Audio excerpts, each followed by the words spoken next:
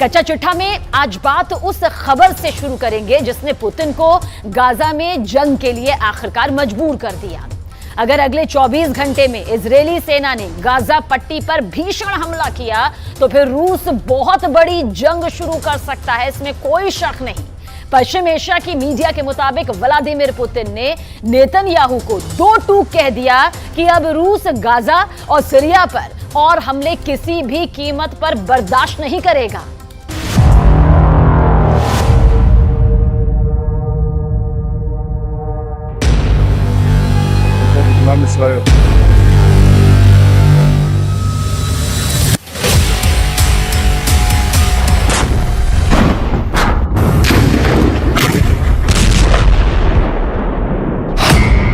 बंद करो गाजा में कदम, पुतिन की जंगी धमकी।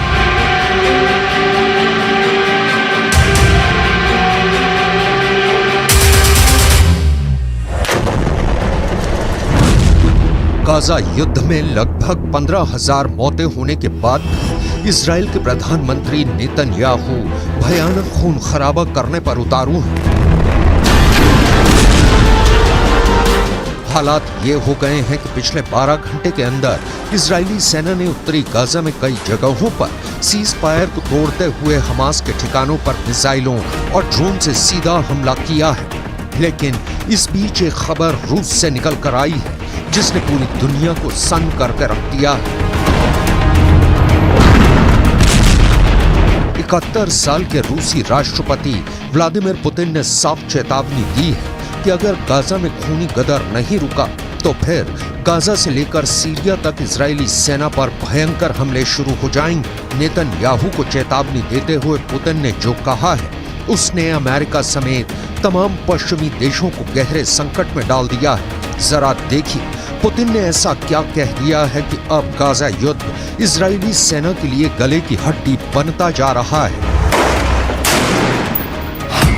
गाजा से सीरिया तक रूस का बदला शुरू। रूसी राष्ट्रपति व्लादिमीर पुतिन ने प्रधानमंत्री बेन्यामिन नेतन्याहू को सीधी चेतावनी देते हुए कहा है कि अगर गाजा युद्ध नहीं रोका तो फिर सीरिया भी इजराइल पर सीधे और बड़े हमले शुरू कर देगा। पुतिन ने हमास और इजराइल के बीच संघर्ष विराम पर बोलते हुए साफ कहा है कि इजराइल जिस तरह से सीज फायर की आड़ में गाजा से लेकर सीरिया तक हमले कर रहा है उसकी वजह से अब फिलिस्तीन इजरायली संघर्ष तीव्र वृद्धि की ओर बढ़ चुका है। पुतिन ने अपनी चेतावनी में यह खुलासा नहीं किया है कि क्या रूस की सेना सीधे तौर पर इजराइल के खिलाफ जंग में उतरेगी या फिर रूस ईरान और लेबनान के जरिए इजराइल पर बड़ा हमला करवाएगा। खबर यह भी है कि सीरिया में मौजूद रूसी सैन्य अड्डों पर इजराइल के खिलाफ युद्ध की तैयारी पूरी कर ली गई है। हम आपको बता दें कि पुतिन ने इजराइल से साफ कह दिया है कि अब गाजा में मासूम फिलिस्तीनियों की मौत का तमाशा रूस नहीं देखेगा। दावा किया जा रहा है कि मॉस्को ने ईरान, सीरिया और लेबनान को बड़ी जंग के लिए तैयार रहने को कह दिया है। Кровавый переворот на Украине в 2014 году, за которым последовала война киевского режима против своего народа на Донбассе, это не потрясает? А истребление гражданского населения в Палестине, в секторе Газа сегодня, не потрясает?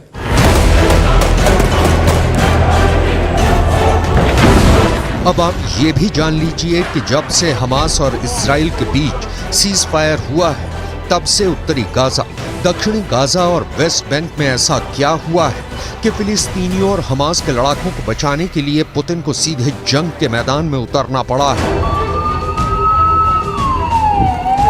मिडिल ईस्ट और रूसी मीडिया के दावों के मुताबिक इजराइल ने पिछले 36 घंटे में हमास के एक बहुत बड़े कमांडर को सीज फायर के दौरान ही जबरदस्त हमले में मार डाला है। अब सवाल उठता है कि जब सीज फायर है तो फिर इजराइल डंके की चोट पर हमास के टॉप कमांडर या कहें लीडरशिप से जुड़े नेताओं को क्यों मार रहा है।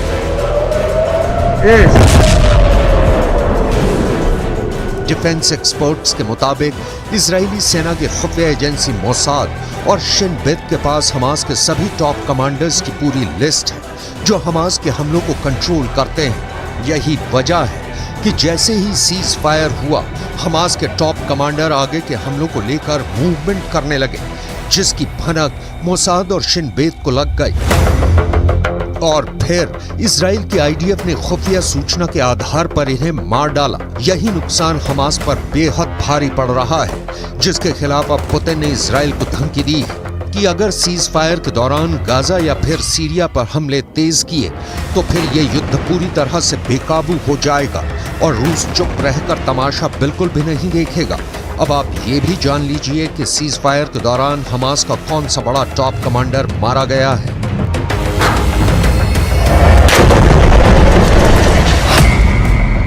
हमास के 2 टॉप कमांडर्स को इजरायली सेना ने इस तरह से मारा है कि यही नहीं पता चल पाया कि उन्हें सीज फायर के दौरान मारा गया या फिर पहले मारा गया।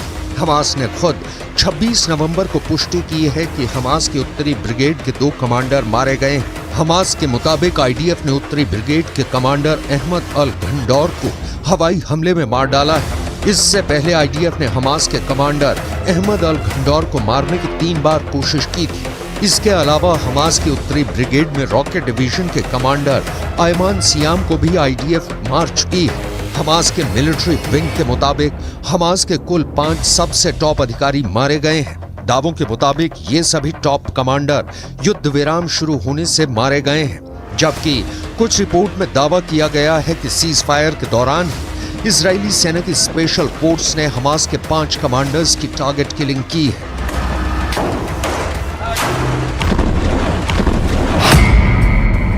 सीज फायर तोड़ा तो तोड़ देंगे इजराइल। हमास के 70 से ज्यादा कमांडर्स मारे जा चुके हैं, जिनमें से 15 बेहद माहिर और दिग्गज कमांडर्स थे। लेकिन जिस तरह से सीज फायर की आड़ में इजरायली सेना ने गाजा में गदर मचाया है, उसे लेकर पुतिन बेहद एक्टिव है। ईरान के राष्ट्रपति रईसी से पुतिन की नजदीकियों ने इजराइल के खिलाफ नई मुसीबत खड़ी कर दी है, तो वहीं सीरिया के प्रमुख असद से पुतिन की पुरानी और गहरी दोस्ती ने इजराइल को गाजा से लेकर सीरिया तक मुसीबत में डाल दिया है। सीरियाई राज्य समाचार एजेंसी के दावों के मुताबिक पिछले 18 घंटे में दक्षिण पश्चिम सीरिया में इजरायली हवाई हमलों में सीरिया के सैन्य ठिकानों को भारी नुकसान हुआ है। दावों के मुताबिक सीरिया में हुई इजरायली हमले में उसके 8 सैनिक मारे गए हैं, जबकि 7 घायल हुए हैं। सीरिया में इजराइल का हवाई हमला सीरिया के दक्षिण पश्चिमी शहर दारा के पास सैन्य ठिकानों पर हुआ है, जिसे लेकर पुतिन बुरी तरह से बौखला गए हैं। इसलिए उन्होंने इजराइल को सीधी धमकी दी है कि अगर गाजा और सीरिया में इजरायली हमले इसी तरह से दोबारा हुए तो जंग बहुत भयानक हो जाएगी। אני מבקר פה עכשיו ביחידה של אמ"ן, היא עושה עבודת קודש, חושפת הרבה מאוד, ומה שאנחנו רואים זה דבר מדהים. אנחנו רואים בעצם שהתושבים, האזרחים בעזה למעלה, מגנים על כל הטרוריסטים למטה. הם בנו עיר תת-קרקעית להגן על עצמם, והם מקריבים את האזרחים למעלה. זה בדיוק הפוך מצבא הגנה לישראל. צבא הגנה לישראל זה חיילים שמגנים על אזרחים, פה זה אזרחים שמגנים על... इधर हमास के द्वारा बंधकों की रिहाई के दौरान एक बड़ी हैरान करने वाली खबर सामने आ रही है। रूस को अपना सबसे वफादार दोस्त मानने वाले हमास ने रूसी बंधकों को लेकर ऐसा ऐलान कर दिया है जिसने पुतिन के कद को दुनिया भर में काफी ऊंचा कर दिया है। हमास के वरिष्ठ अधिकारी ने दावे के साथ ऐलान किया है कि हम रूस और राष्ट्रपति पुतिन का बहुत सम्मान करते हैं, इसलिए गाजा में बंधक रूसी नागरिकों को हमास बिना शर्त रिहा करने जा रहा है। हमास के टॉप लीडर ने पुतिन को सम्मान देते हुए बयान दिया है कि रूसी बंधकों को रिहा करके हमास पुतिन को सच्चे दोस्त होने का सम्मान दे रहा है।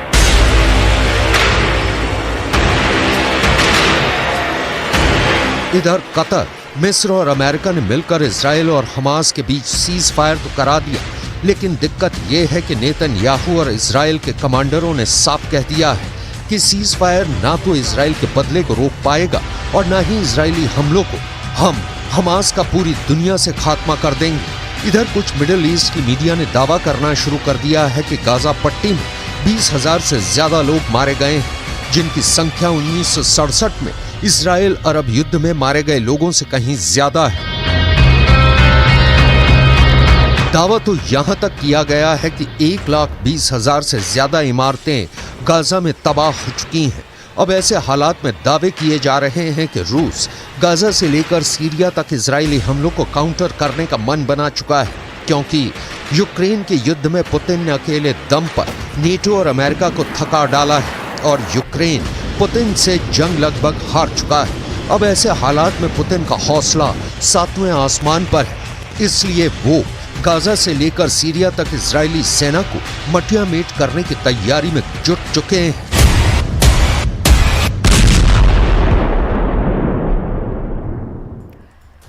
गाजा की आग अमेरिका तक पहुंच गई है और अब अमेरिका में 40 करोड़ बंदूक बड़ा खतरा बन गई। अमेरिका में करीब हर नागरिक के पास बंदूक है। अमेरिका में अब गाजा को लेकर ऐसी बातें फैलाई जा रही है जिससे जो बाइडेन को यह लगने लगा है कि कहीं हमास का अगला हमला अमेरिका में ना बन जाए।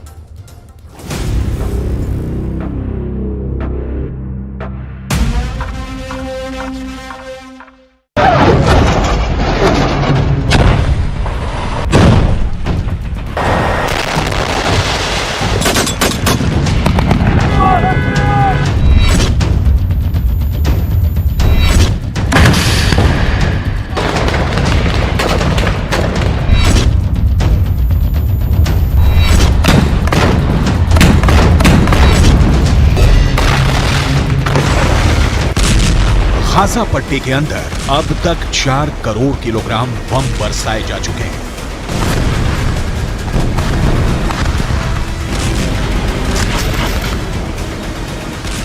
पूरा गाजा पट्टी जलकर राख हो चुका है, लेकिन इस आग ने अमेरिका के सामाजिक ताने बाने को भी जलाकर राख कर दिया है।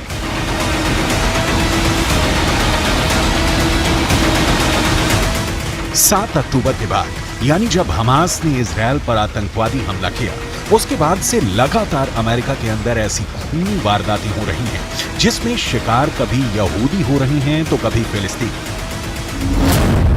अमेरिका की आबादी 32 करोड़ 64 लाख है, लेकिन अमेरिका के अंदर आम लोगों के पास 40 करोड़ बंदूकें हैं। यानी अमेरिका में तकरीबन हर नागरिक के पास कम से कम एक बंदूक अवश्य है। और ऐसी स्थिति में अगर अमेरिका के अंदर सामाजिक सद्भाव बिगड़ रहा है तो जो बाइडेन के लिए ये बहुत मुश्किल की घड़ी है। ताजा खबर अमेरिका के वर्लिंगटन से है, जहां पर एक अमेरिकी नागरिक ने 3 फिलिस्तीनियों को गोली मार दी है। इस घटना ने एक बार फिर अमेरिका में फिलिस्तीन बनाम गैर फिलिस्तीन तनाव को भड़का दिया है। बर्लिंगटन में एक अमेरिकी नागरिक ने हिशाम और अतानी, तहसीन अहमद और किन्नान अब्दुल हमीद पर वर्मोंट विश्वविद्यालय के पास हमला किया है। अमेरिका के राष्ट्रपति जो बाइडेन और उनके विदेश मंत्री एंटनी ब्लिंकन लगातार यहूदी पुजारियों, यहूदी नेताओं और मुस्लिम धर्मगुरुओं के संपर्क में हैं। वो लगातार शांति स्थापित करने की कोशिश कर रहे हैं और बयान भी जारी कर चुके हैं, लेकिन इसका कोई असर देखने को नहीं मिल रहा है। अमेरिका में किस तरह फिलिस्तीनियों को गोलियों की बौछार का सामना करना पड़ा है, आपको आगे बताने वाले हैं। लेकिन सबसे पहले आपको अमेरिका के हालिया घटनाओं का पूरा विवरण देते हैं, जिससे ये साफ हो जाता है कि अमेरिका भी अब गाजा की आंच से बच नहीं पा रहा है। ये तस्वीरें अमेरिका की ही हैं, जहां पर एक 6 साल के फिलिस्तीनी बच्चे का नमाज़े जनाजा पढ़ा जा रहा है। ये 6 साल का बच्चा एक अमेरिका के नागरिक के यहाँ किराए पर अपनी मां के साथ रह रहा था, लेकिन इस बच्चे को 71 साल के एक बुजुर्ग ने चाकू से 26 वार करके मार डाला। इस बच्चे के परिवारजनों ने रोते हुए अमेरिका की सरकार से प्रार्थना की है कि जो युद्ध गाजा के अंदर चल रहा है उसको अमेरिका में शिफ्ट ना किया जाए।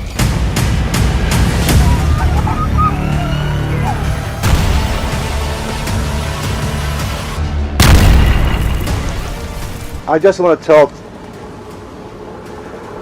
the whole world that we live in a country called the USA. We're not in war. And we're not bringing war here too. What happened that day for a gentleman, that he loved that kid to start with. He used to bring him toys.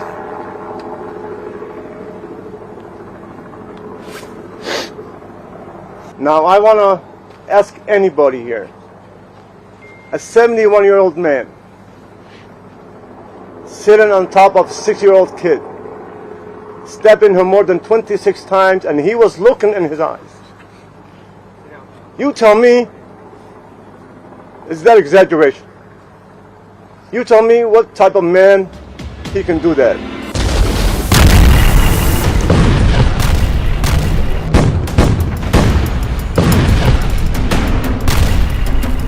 इस तरह के वाद विवाद का बहुत बुरा असर इस वक्त अमेरिका के ऊपर पड़ रहा है। अमेरिका में लगातार सांप्रदायिक हिंसा के मामले बढ़ रहे हैं, खासकर यहूदियों और मुसलमानों के बीच टकराव बढ़ रहा है। अमेरिका के डेट्रॉयट में सिनेगॉग चलाने वाली एक यहूदी महिला नेता की चाकू मारकर बेरहमी से हत्या की गई। इतना ही नहीं, अमेरिका के न्यूयॉर्क से भी विचलित करने वाली तस्वीरें आई हैं। यहाँ एक विश्वविद्यालय की लाइब्रेरी के अंदर यहूदी बच्चे छुपे हुए थे और बाहर फिलिस्तीन के समर्थक नारेबाजी कर रहे थे।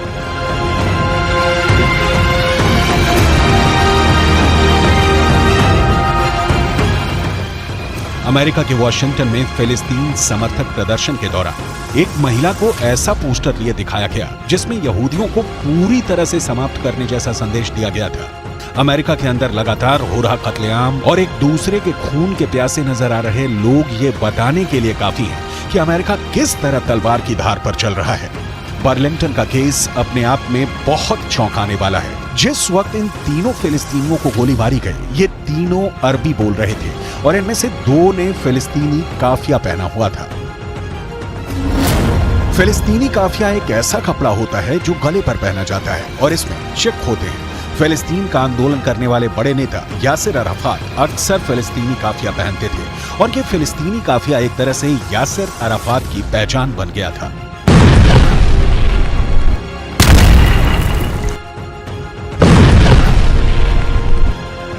एक ब्रिटिश एक्टर और प्रेजेंटर इस्लाह अब्दुल रहमान फिलिस्तीन के लोगों के लिए सहानुभूति व्यक्त करने के लिए फिलिस्तीनी काफिया पहना था। ठीक ऐसा ही काफिया 2 फिलिस्तीनियों ने भी पहना हुआ था जिन पर गोलियां चली हैं। इसका मतलब साफ है कि गोली मारने वाले शख्स अमेरिका के नागरिक जेसन जे ईटन ने ये जानते हुए इन्हें गोली मारी कि ये फिलिस्तीन लिस्ट एनी मूल के नागरिक हैं। We have a lot more to do, however. Even with this arrest, we are still working. There is more investigation to be done, and that includes trying to determine motive. We still do not know as much as we want to know. But I would urge the public and you in the media to avoid making conclusions based on statements from people who know even less than we currently do. We are working hard to find out this information, and we are nowhere near the end of this investigation. Jason J Eaton को गिरफ्तार कर लिया गया है और उन पर case चलाया जा रहा है। अमेरिका की पुलिस लगातार जेसन जो ईटन के बैकग्राउंड को तलाश रही है। करीब 50 साल का जेसन एक किसान है और मुख्य तौर पर उसका पेशा खेतीबाड़ी है, लेकिन वो सोशल मीडिया पर भी एक्टिव है और वो फिलिस्तीन का समर्थन करने वाले अमेरिका के नेताओं के खिलाफ कई टिप्पणियां कर चुका है। अहम बात यह भी है कि जहां पर जेसन ने 3 फिलिस्तीनियों को गोली मारी है, वो जगह उसके अपार्टमेंट के पास ही है। जहां ये तीनों फिलिस्तीनी पढ़ते हैं, वो जगह भी अपार्टमेंट के पास है। क्या ये इलाका फिलिस्तीनियों के प्रदर्शन से प्रभावित रहा है, इसकी भी जांच की जा रही है। हमास के कमांडर याह्या सिनवार ने इजरायल को फिर से डरा दिया है। सिनवार ने इजरायल की भाषा में ऐसी बात कह दी कि बेंयामिन नेतन्याहू बहुत टेंशन में है। दरअसल बंधकों की रिहाई के बाद अब कहा जा रहा है कि हमास ने इजरायल के सिर्फ 60 बंधक ही नहीं छोड़े, बल्कि इजरायल को 60 बार हरा भी दिया है।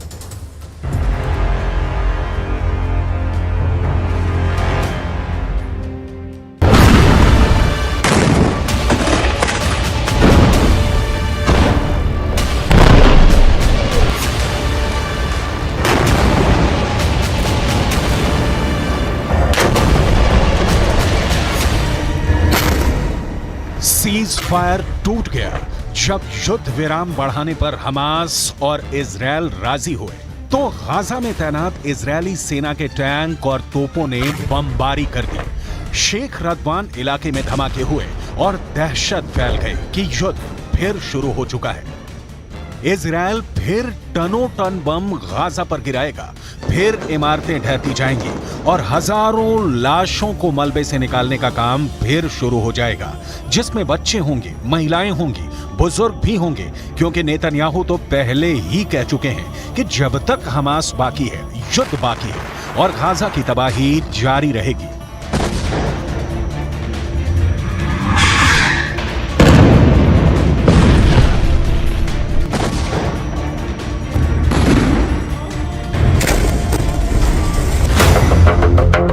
यानी सीज फायर की उम्र ज्यादा नहीं है और अब शेख रदवान में हुए हमलों ने बता दिया कि सीज फायर टूट गया है। युद्ध फिर शुरू होगा और हमास इस बार बिल्कुल नहीं बचेगा। लेकिन हमास को इसका डर नहीं, हमास के कमांडर को इसकी फिक्र नहीं, क्योंकि इजराइल की मीडिया में जो खबरें छाई हैं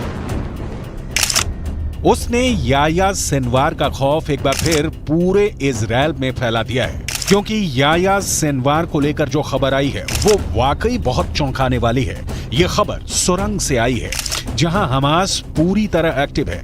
यह खबर हमास के बंधकों ने बताई है, वो बंधक जिनको हमास ने रिहा किया है। और यह खबर नेतन्याहू के लिए बहुत बड़ा सिरदर्द बन चुकी है। हमास के कब्जे से रिहा हुए एक बंधक ने बताया कि जब गाजा में वो एक सुरंग में कैद करके रखे गए थे तब एक दिन अचानक सुरंग का दरवाजा खुला और उनके सामने एक व्यक्ति था जो याया सिनवार बताया जा रहा है। वो व्यक्ति इजराइल में बोली जाने वाली हिब्रू भाषा में बात करने लगा और उसने कहा कि तुम सब यहाँ हमास के कब्जे में महफूज हो, तुम लोगों को डरने की कोई जरूरत नहीं, तुम्हें कोई नुकसान नहीं होने दिया जाएगा। उसकी हिब्रू भाषा बोलने का लहजा बिल्कुल एक इजरायली व्यक्ति की तरह था। शुरू में उन्हें लगा कि इजराइल का कोई शख्स उनसे बात कर रहा है, लेकिन फिर एहसास हुआ कि यह हमास का कमांडर याया सिनवार ही है। המכונה הצה"לית עובדת במלוא העוצמה. יחיא סינואר מתחבא בבונקר שלו ונותן למפקדי השדה שלו, הטרוריסטים, למות בשטח. אצלנו המפקדים הולכים בראש הכוח, מובילים קדימה, מביאים להישגים ומנהיגים את הכוחות. याया सिनवार अब इजराइल के सिर पर चढ़ गया है। इसमें कोई शक नहीं कि गाजा की गलियों में जो युद्ध अब तक हुआ है उस पर याया सिनवार की छाप पड़ी हुई है। हमास का एक एक हमला याया सिनवार की सरपरस्ती में हो रहा है। ये बात इजराइल की फौज बहुत अच्छी तरह जानती है। नेतन्याहू ने गाजा पहुंचकर पहले ही बता दिया है कि चाहे सीज फायर रहेगा या फिर नहीं, इसका हमास को खत्म करने के उनके एजेंडे पर कोई फर्क नहीं पड़ेगा।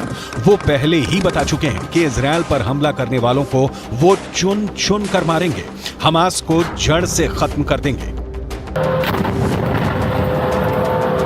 פצועה עם הלוחמים הגיבורים שלנו. אנחנו עושים כל מאמץ להחזיר את חטופינו ובסופו של דבר נחזיר את כולם.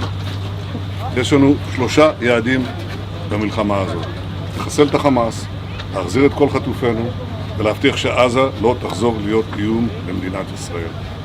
ואני פה להגיד לחברים כאן, ללוחמים כאן, שאומרים לי את אותם הדברים, ואני חוזר ואומר את זה לכם אזרחי ישראל. אנחנו ממשיכים עד הסוף, עד הניצחון. שום דבר לא יעצור אותנו.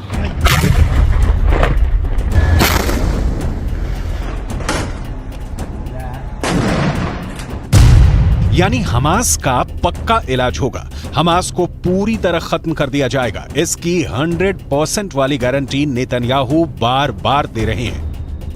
गाजा में सीज फायर करके इजराइल को वक्त मिला, उसकी सेना को वक्त मिला, हमास को भी वक्त मिला। दोनों तरफ अपनी ताकत को फिर से जुटाने का काम हुआ होगा ताकि युद्ध के अगले चरण को और खतरनाक बनाया जाए। लेकिन इन सबके बीच सबसे बड़ा चैलेंज याया सिनवार बन चुका है।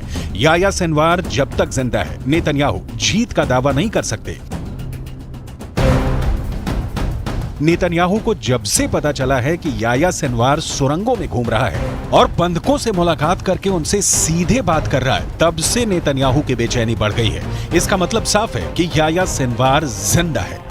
याया सिनवार युद्ध को कंट्रोल कर रहा है। याया सिनवार बता रहा है कि इजराइल का एक एक बंधक उसके रहमो करम पर जिंदा है। यही बात इजराइल को बहुत परेशान कर रही है।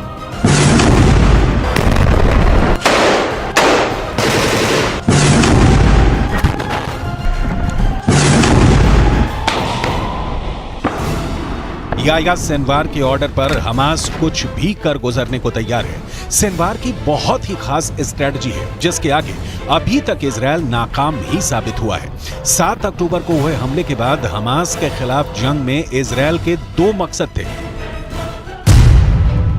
पहला, हमास के पास से करीब 250 बंधकों को आजाद कराना, जिसके लिए इजरायल को सीज फायर करना पड़ा, यानी उसका युद्ध और बमबारी काम नहीं आया, वो फेल हो गया। दूसरा मकसद, इजरायल हमास को जड़ से खत्म करना चाहता है, लेकिन अभी तक इसमें भी इजरायल फेल ही साबित हुआ है।